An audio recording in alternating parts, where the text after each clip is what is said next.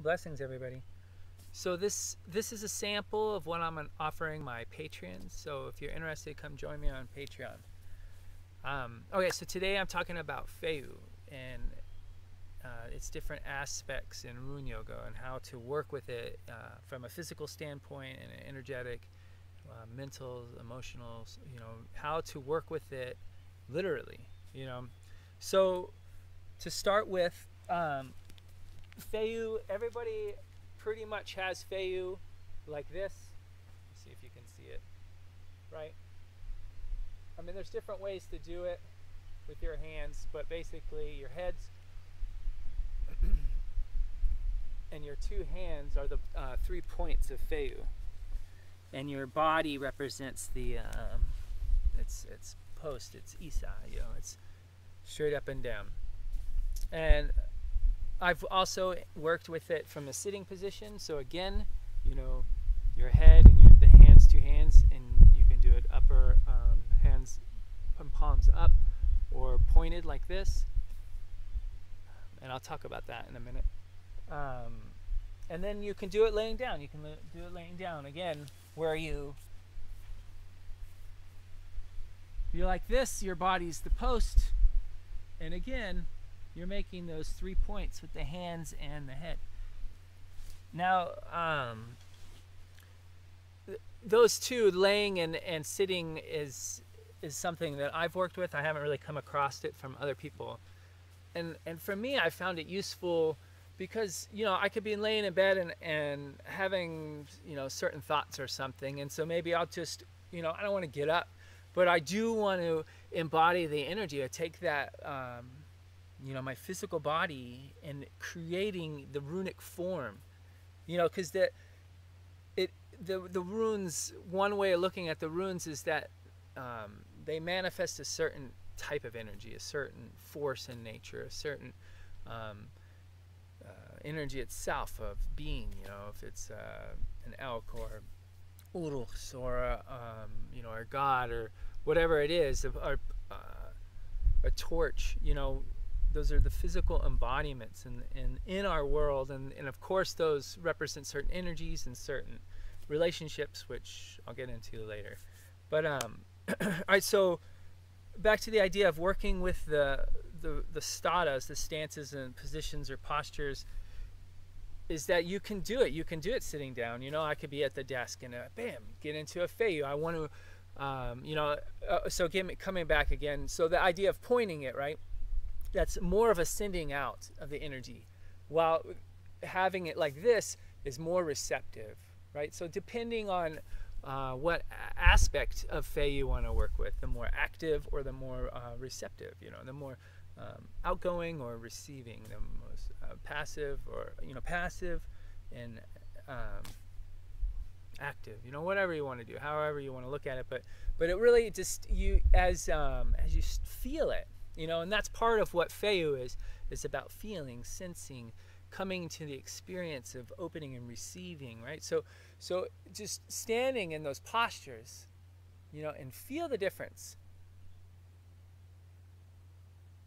Just feel the difference. What is that like? What does it feel like, right? And you could just play with it. Put your hands up, like this, versus like this, Just play with that energy and experience what it feels like. All right, so that segues into or moves back into what we're talking about with definitions. So the rune poems have it so that it represents kind of a movable well, right? and so as I've meditated with this, with the postures and meditating with Fehu and working with it ritualistically, which I talk about in other works of mine, we tap into its energy and we experience the world through it. Like it becomes a lens, as if like we're putting on yellow glasses or something, and so the world turns yellow, and that does have subtle effects on our energy and our experience. A bright, yellow world is definitely more like open, while more of a darker brown or moving into grays and blacks and stuff have definitely, it'll affect us differently, right? So so part of what Fehu has become to me is the sense of anything that I carry with me all the time that I consider of wealth. And that, you know, of course, cash, you know, I have cash on hand, I have credit cards with money on them, and a bank account and savings and property and stuff like that, you know, and chickens at this point, you know, but we will get pigs and a cow maybe every once in a while, and we'll be growing our own food. So all these things are movable off from the physical, tangible place. But it also, like, my mind, you know, I'm not the smartest person in the world, but I'm not the stupidest either, right? I do have a mind, you know, a sharp mind that could come to understand things and whatever else the mind is good at, you know, which is a lot, of course. So that's like part of my movable wealth. That's something I carry with me. It doesn't matter where I'm at. I always have that gift. I have that that form of wealth, and you could do it with courage, or you could do it with relationships. You can do it. I mean, there's so many other facets of wealth that are in our life that are with us at all times. You know, we carry it. It's movable wealth. It goes with us no matter what, right? So that's part of, as we stand in these postures, right? As we literally form our body into the runic posture. And again, it doesn't matter if you're laying down, if you're sitting up, or if you're standing, right?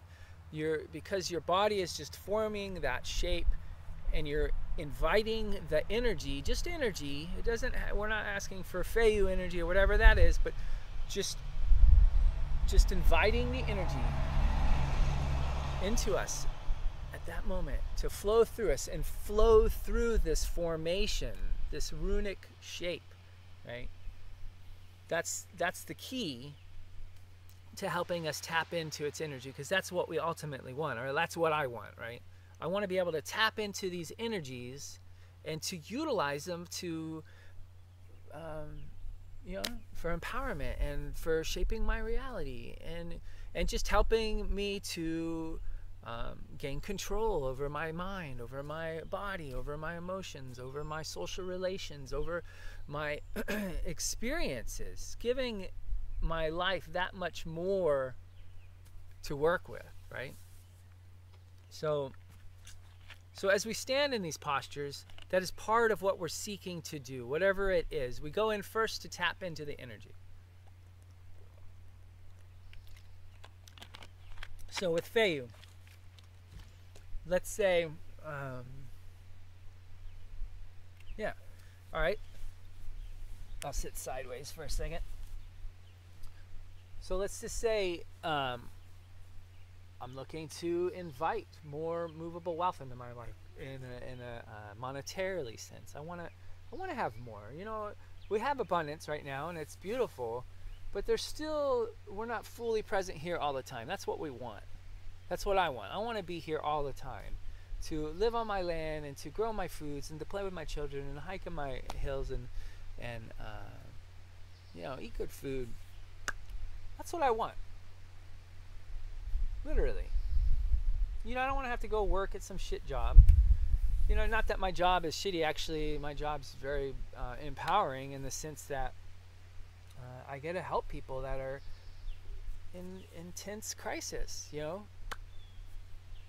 And I'm not always effective, but there is times where I can really see the impact of my life. And not just on the people that I work with, but also my coworkers and everybody that I cross paths with. That's another thing that I consider to be wealth, and that I want to invite and grow in my life, right? So but right now I'm wanting to focus on one thing. I talk about that in my my little YouTube videos, is to really just focus on one thing. Don't just try to like manifest all of Fehu and all its different aspects into your life right now, because I mean, that's just unrealistic for one, right?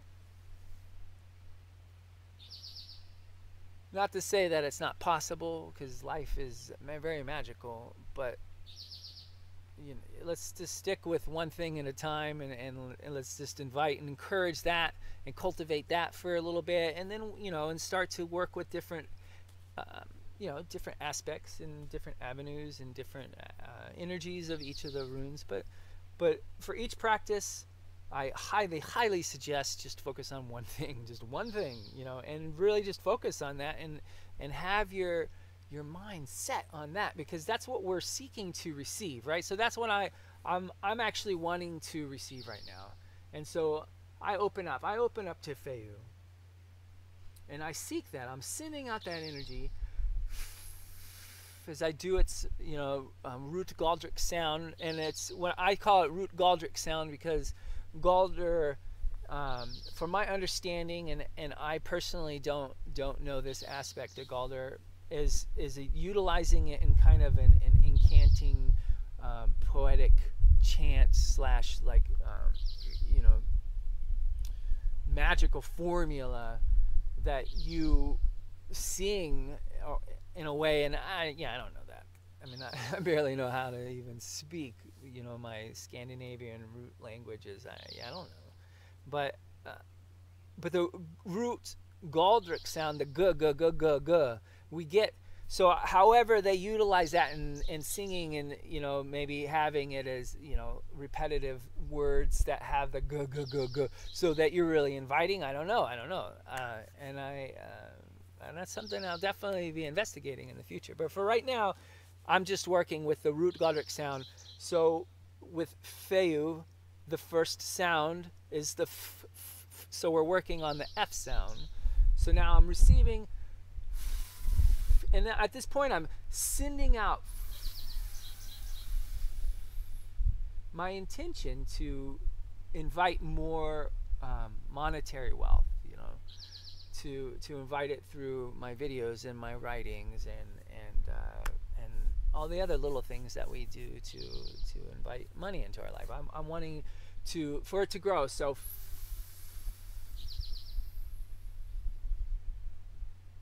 and again, I am envisioning and feeling more so than envisioning for me, is that sense of feeling the energy come up and flow through me, through the root, the stadas, the rune stada shape, that shape. You're actually allowing the energy to flow through you through the runic shape, right? And now I'm feeling that. I'm envisioning inviting more wealth. So, and one of the ways that I do it, well, I mean, there's a lot of different ways I do it actually, but in this case, I'm just envisioning a bunch of energy coming at me, flowing through me, coming down, rooting into my life, right? That's part of it, which we'll talk about in Urus. But the idea is to have that energy flowing through. So now I'm breathing in and allowing it to come and root down, right? Yeah, it's pretty powerful. Which is, yeah, so that's what I want, right? Breathing in what I want and rooting it down, bringing it down into the earth and into my life. So, let's see. All right, so that talks a little bit about the stada, right? And it's three forms, or three positions, shall we say. There's the laying, the sitting, and the standing position. It talks a little bit about the root Galdric sound, and it's nice. So with Fehu, one of its practices is becoming more aware.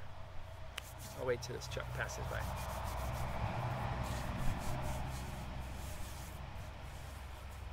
All right, so it's about becoming more aware, right? So part of that is actually becoming aware of our sensations. And the more aware we become of our sensations, the easier it is to experience energy and feel energy, because you can really, over time, as you get more and more aware of your bodily energies, you can feel how these postures, how these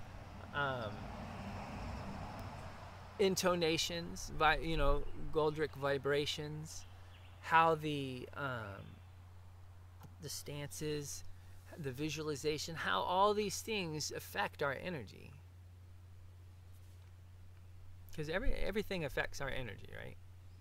Lights, colors, relationships, contact with different things. All these things affect us. We might not be aware of most of it, but, we run into a pole, bam, we're aware of that pole, and it has a strong effect on our life, But we also have passive effects on it because we get all our electricity and all these other things. These poles are important, they affect us. And everything has impact on our life, consciously or unconsciously. It has an impact, even the grass at a park. So one of the ways to start to tap into that, to experience that, is to just become more aware of the sensation of the body. So when we do the sound, we just feel that you could feel the lip tuck a little bit, the top kind of puckers. You could feel the teeth. Excuse me. You can feel the air.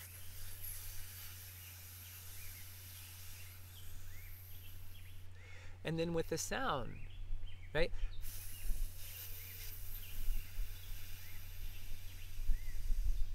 We listen to the sound. So as we tune in with these experiences of working with Fehu in particular, but in general, we apply all the things that we learn from the runes into each rune that we work with. So with Fehu,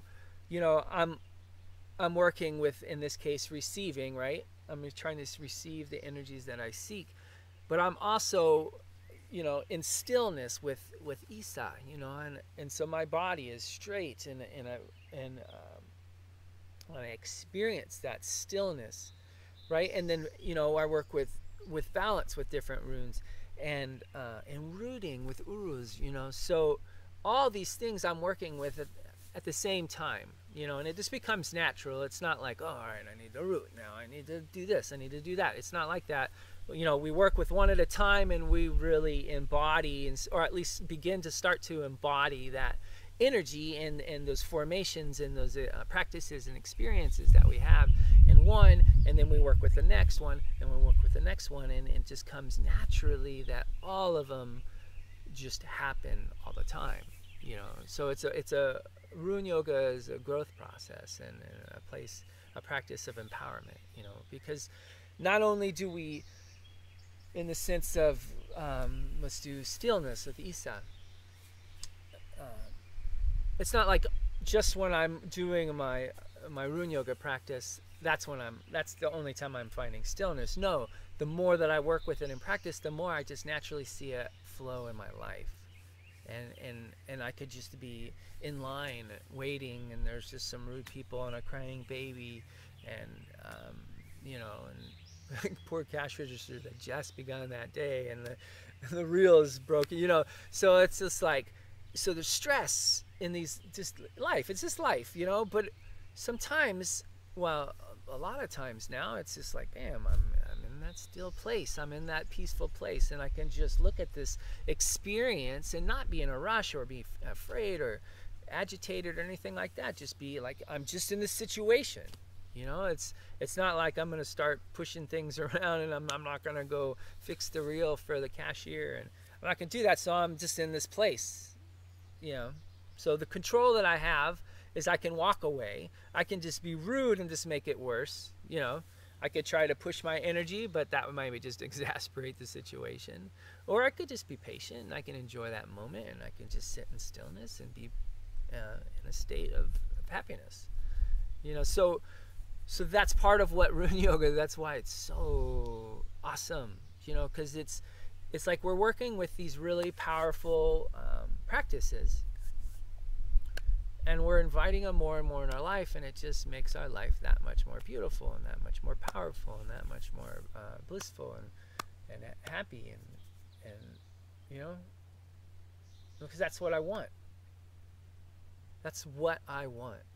I want to invite those things in my life. And so I utilize Rune Yoga and other practices to make it happen, you know.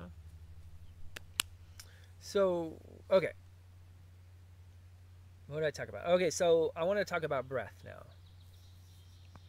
So just from the Eastern, you know, traditional, classical, Eastern, Indian, Tibetan yoga, you know, that school of thought, there's a strong focus on the breath, and I totally include that in my Rune yogic practice.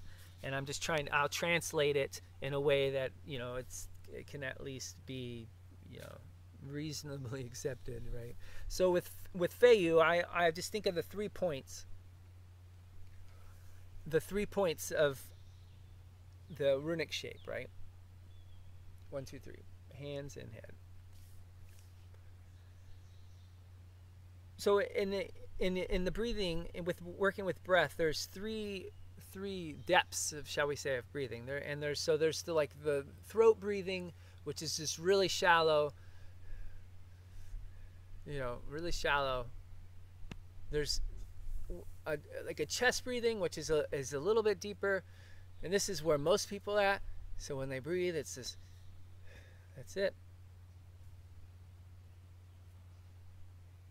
You know, it's a good breath. It's not really shallow, but it doesn't fully optimize energy exchange, oxygen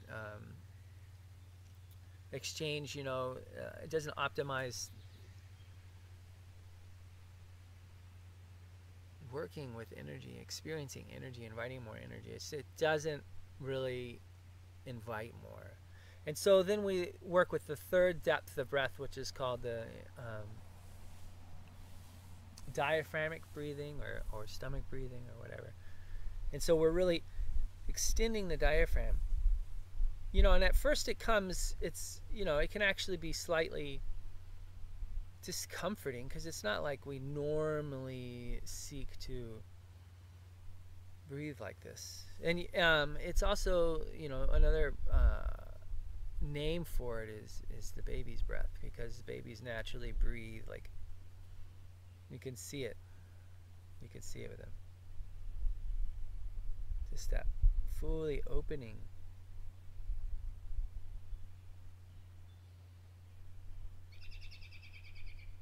You know, one of the benefits of diaphragmic breathing is because when we fully extend the diaphragm, it actually affects many of the organs in the body, and it also affects the digestion. In fact, you can,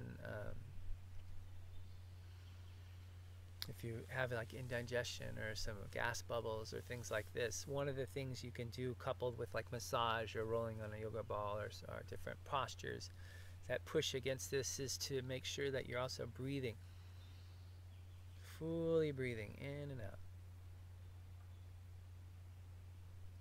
And you work with the diaphragm pulling, so you're not pulling from the lungs like you would from chest breathing. You're like using the muscles around the lungs, but you're actually pulling the lungs down, opening them up. So the motion of breath, the power of breath center is here, like our center of power, which we'll begin to work with Thorazaz and Kanaz and, you know, and a few other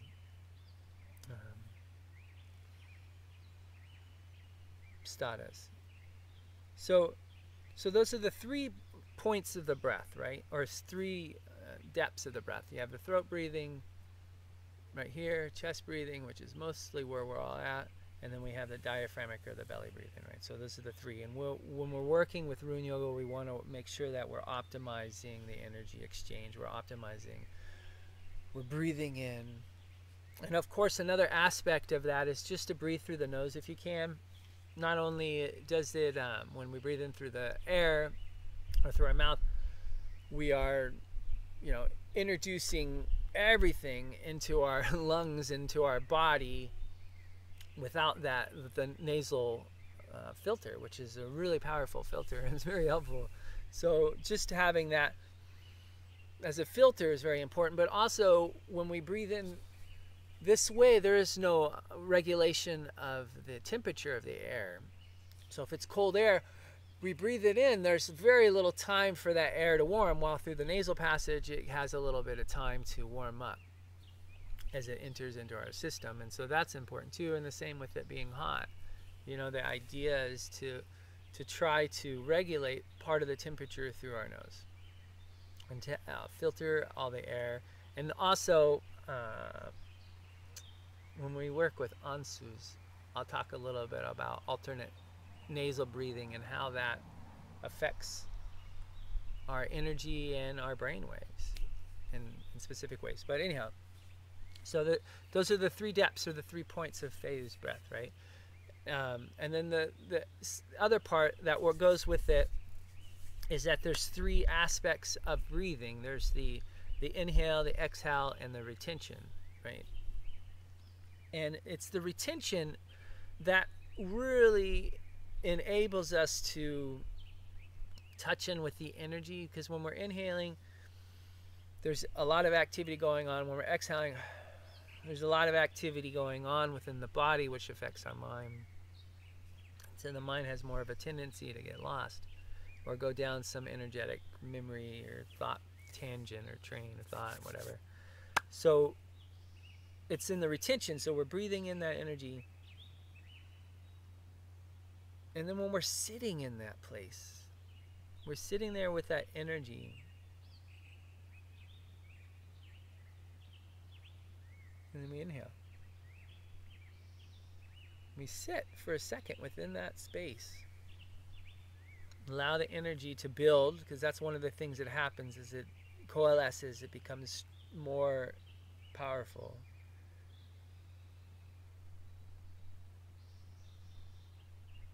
And there's also a stillness within that place, because there's not this great activity going in and out, in and out, in and out. There's just this moment. And it's at those points where we really can touch into with the energy, which gets to the part about embodying. So in in classical yoga and Patanjali Yoga Sutras, there's basically 8 limbs, 8 steps of the yogic path, right? The first one is basically, in a nutshell, stop doing shit that's fucking you up, right? Stop doing activities, stop believing in thoughts, stop relationships, stop addictions that are fucking you up, right? That are not taking you where you really want to go. So that's the first limb, is like, stop doing shit that's fucking you up. Second limb, start doing things that invite what you want, right? You know, do things, do a ritual, do a spell, whatever the fuck you work with, do some activity, learn some skill, whatever it is that's going to take you to where you want to go, you start doing that. So that's the second limb. First limb, stop doing shit. Second limb, start doing some stuff. Third limb is get healthy, right? So it's working with the body, the physical body. And one of the things is asanas, working with practices to find moving into hatha yoga, you know, doing these different asanas that have different effects, and that's translates into rune yoga, that we stand in these runic formations and they have certain effects, certain energies. So that translates over really easy. So working with rune yoga, going on hikes, doing stuff that is going to improve your health, right? Eat better things, whatever that is, you know. And we know what that is, because when we do it, we feel better and we're happier and we feel more balanced, and you know, and it's moving us in a direction we want to go, right? So that's what we want. That's what I want, right? So I'm gonna do stuff. So this third limb is starting to get healthy, right?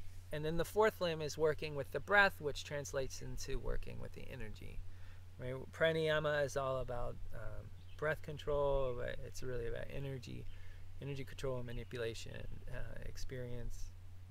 It really, the breath not only is a more subtle facet of energy in life, but it also has a way of affecting the energy within our bodies and within our environment. So, first limb, stop doing stuff that's messing you up. Second, start doing things you want to do that'll get you where you want to go. Third is getting healthy, starting to work with Rune yoga, doing activities. Fourth is starting to work with the breath, which translates or moves you into working with the energies. And then the fifth limb. So the next four are interconnected from a meditative stance. And this is what we work with when we're starting to seek to embody the runic formation, the runic energies in life. So these four, really simple, is start bringing in your awareness, pull the attention to some object so that this outside sensual experiences don't ripple the mind. Basically, they're not, when you're totally enmeshed in a book or having sex or whatever it is, that you're just totally in some one sensation. If you're watching a movie, maybe it's just like you're there and Cameron's Avatar world, or wherever it is, or Star Wars, or whatever is the Viking Age. When you're watching a movie that's just totally enmeshes your senses in there, then we become less, the phone can ring and we might not hear it, right? Or the washer in the background is totally lost to where we're at. So we want to pool our attention to some object,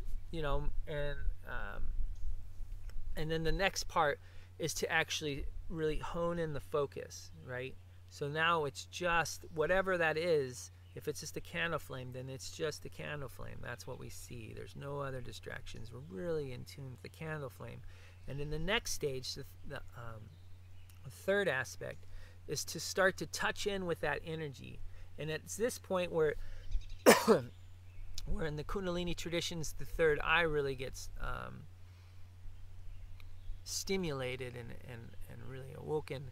Then there's this sense of exchange with this object. So if I'm meditating, in this particular case with embodying Fehu, I'd be meditating on cattle, or more particularly for me, the American bison, the buffalo, the American buffalo. Although it's really a bison, but anyhow, because I spent some time with some Lakota who raised buffalo, and I really touched in with that experience. So that, for me, is the wealth, from the cattle perspective, which is Fehu is considered the cattle, right? Or Abdumla, right? The first cow who nourished Ymir, the great giant. Right. So it's this sense of touching in with cattle. So now I'm standing in this posture. I've already sought for what I'm inviting. In this case, I'm looking for more money to come into my life, to flow into my life. That's what I want. And that's really what I want. Because then I have more time and opportunity to do really what I want. And that's what I want. So that's what I'm going for. So that's what I'm seeking, right? So I've already done that. I've touched in. I've worked with the root Galdric sound. You can work with the mudras, which I don't work with too much. In this case, you got your Fehu for both sides, because you always got to remember you're going to be doing it equally on both sides, right? Don't get stuck on just doing the postures on one, but actually switch up. Switch up and experience its different sides to it, because there's always more. Nothing is just one-sided, right? Nothing, or definitely not the runes. They're not one-sided. They're multifaceted, and they impact our lives in more ways than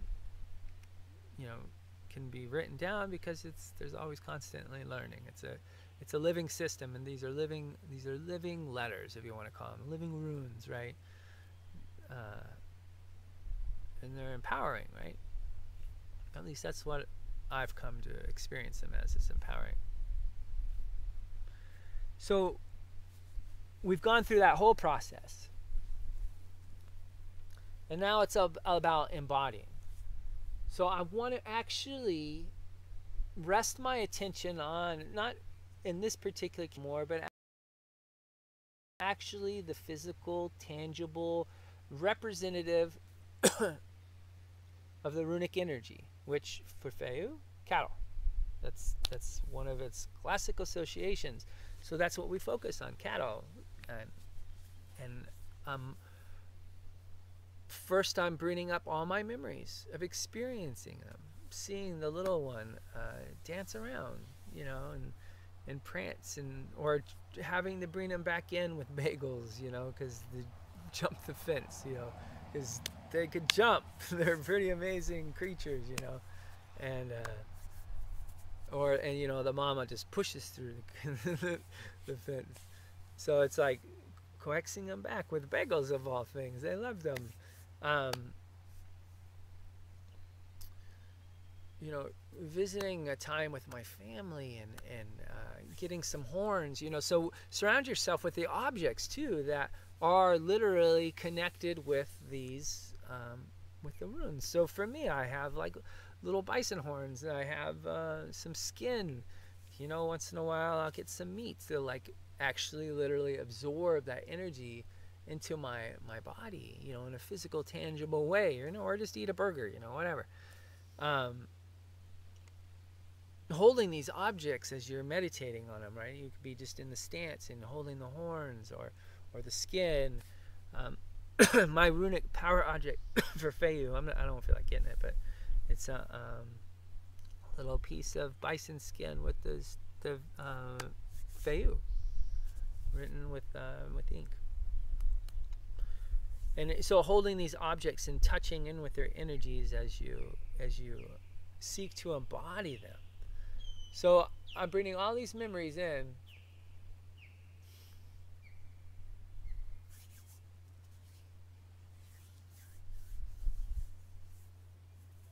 There's been some, I believe they're osprey. I'm not sure though.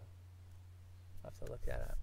But they're really hanging around today, which is really cool because they don't usually. So, all right, what was I talking about? So embodying. And at this point, looks like it's, my computer sometimes gets all wonky. So, at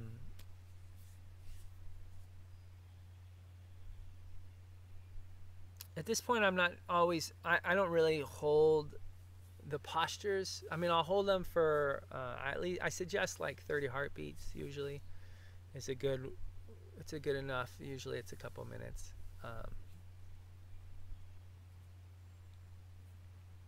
Well, if you're relaxed, you know, and the heartbeat's low. If you're running and then you do it, would be very little time. But so I'll do the runic shape. I'll do the Galdric sound, and I'll touch in with its energy, and then usually I just sit, you know, and sometimes I sit like this, or sometimes I'm walking around. It doesn't matter. In fact, I mean, it kind of does matter actually, because one time with Uruz, which was cool, that I was actually embodying the shape while having pleasures with my wife, which was just amazing because I was actually and so it was pretty cool. But in general, I'm just sitting down, and I might intone the sound, I might do the shape maybe, but usually I'm just breathing in, breathing out, really slow, really deep. And I'm just thinking about whatever it is. So in this particular case, I'm thinking of bison. I'm going through all my experiences. I'm just remembering their feel, their smell, their, you know, their taste. If I'm eating a burger or something, you know, remember their behavior, remember things I've learned. And I'm just slowly saturating my mind with these experiences. And then I start to gently touch in with its energy. So this is like the third stage of working with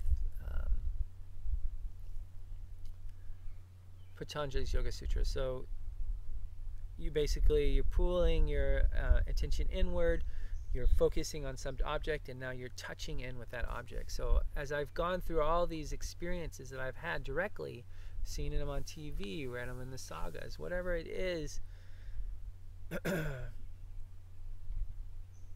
bringing it to mind, and I'm touching in with that.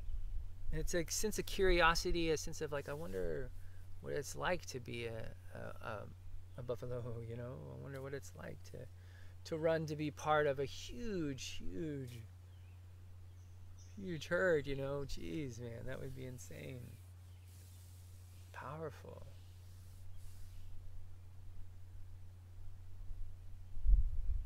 So I touch in with that energy, with that experience, with that intelligence, with that being, within that sense of experience. I touch in with it directly by touching it.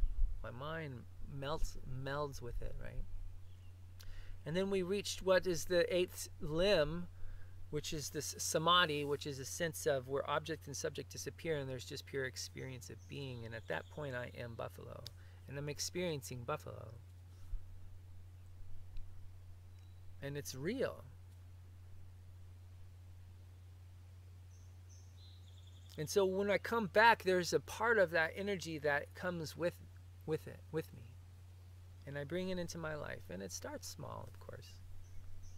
Well, I mean, I guess it could be big too. But in my experience, it's a gradual process of just becoming more and more familiar with an energy, and adapting it and integrating it within my life, and then using it to do with as I wish, right? So in this case, the embodiment that comes with Fehu is actually touching in with the cow.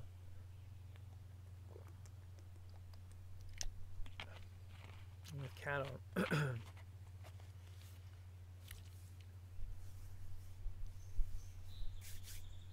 Yeah. So let's see. How long has this been? I guess that's long enough. Yeah. So this is, like I said, this is an example of what I'm sharing with my patrons. And if you go to my Patreon page, the writing that goes along with this talk is there, because I'm slowly compiling a book on Rune Yoga, and this is my process of working through it and talking and sharing and refining it. So yeah, if you're interested in the rest of the runes, I will be over the next year posting one once in a while, and among other things, I'll be doing a series on cultivating willpower, which is really something that I want to have more willpower and more control over my life and over different aspects of my life. So that's something I'm specifically focusing on, and that arose from working with Huruzaz, which I'll get to in time. And then what else am I sharing? And we'll be starting to write a Rune Yoga series, which will be pretty cool. I already have like 2 books formulated, so now I just got to write them. So anyhow, blessings until next video. Oh.